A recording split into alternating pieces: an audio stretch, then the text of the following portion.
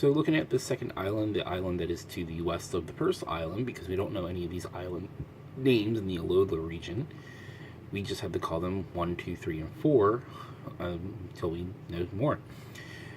The distinguishable features of this island is that it has a bay, it has a volcano that has gone dormant, and it has a grassy area inside of it. There is what appears to be a shopping district, 2 Pokemon centers, a forest on top of a mountain, and a bay in the back, which that doesn't look mysterious. So the port town that we come into, it looks like there's a Pokemon gym there, because there is that open grass stage area, unless that's a building that's round and has a green roof, but I could be wrong. There's also, right next to the sea, mind you, what looks like it could be a Pokemon daycare center. It's got that, caved in, like fenced in area. It looks like there's only one opening, and there's a pond. It does look like it could be the daycare center. The big tower kind of looks like it's going to be, who knows, the shop, the obligatory big shopping building that we always get. Then if you go, staying on the concrete, going towards the other side of the island, there is a beach, but I don't think we can do much at that beach. Maybe not. But if we go, we see what looks like an open area.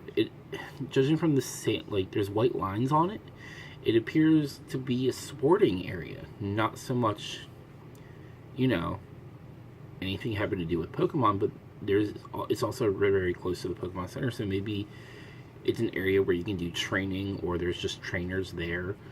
It's very unclear, but it does, it is an open area right next to the road, and it does look like it's fenced in.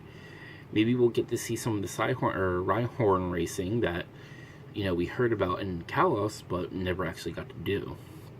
It could be a place to rent Skeeto or Go-Goats, and that's how we'll get up the mountain.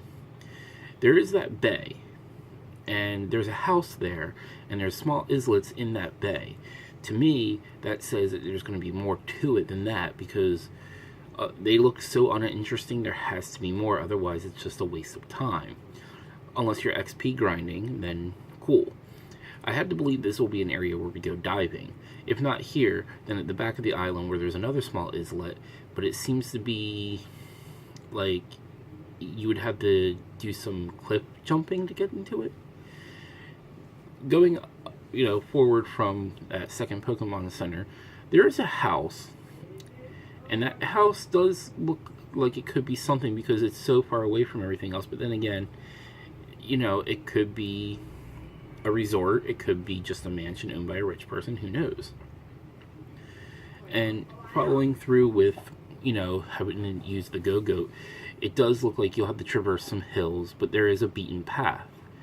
The fact that there is beaten paths kind of puts me off a little bit, because where's the tall grass going to be unless they do away with tall grass and go with the full RPG route and just have random encounters randomly. At the top of the hill, though, before you get into that forest, where it looks like there is a lake inside that forest, or maybe it's stone, who knows, there is a straw-covered house, and one of those stages. So maybe this is another Pokemon gym. Maybe this island has 2 gyms. Who knows? But that forest looks like it's going to have something going on it, because it's very dense to the top of the mountain. Maybe this is where we'll find our first clues to Lunalala or Solgaleo. Now, if we go back to the port town and we head west, going immediately onto the dirt trampled road, we find another large house, with a purple roof and a few huts. And there's what appears to be a farming area. So, I had to wonder what's going to go on there. Is this going to be where we meet an important character, or is this just the island for, commerce, and those are where the richer people live? You don't know. Or maybe this is the way that you have to go to get to the back of the island to get to, that bay that I mentioned. And furthermore, it looks like you can go into the forest in a lower portion, so the forest is divvied up, and perhaps, if you go one way, you can go through the whole forest, but if you go one way, you can't get through, because we can't climb up walls, at least not to my knowledge. Finally, the dormant volcano I really had to wonder what they're going to do with that, because it does look like there's something going on in there, but maybe not. Who's to say? But this island overall has less steam coming off of it, so I have to believe the volcano is less dormant.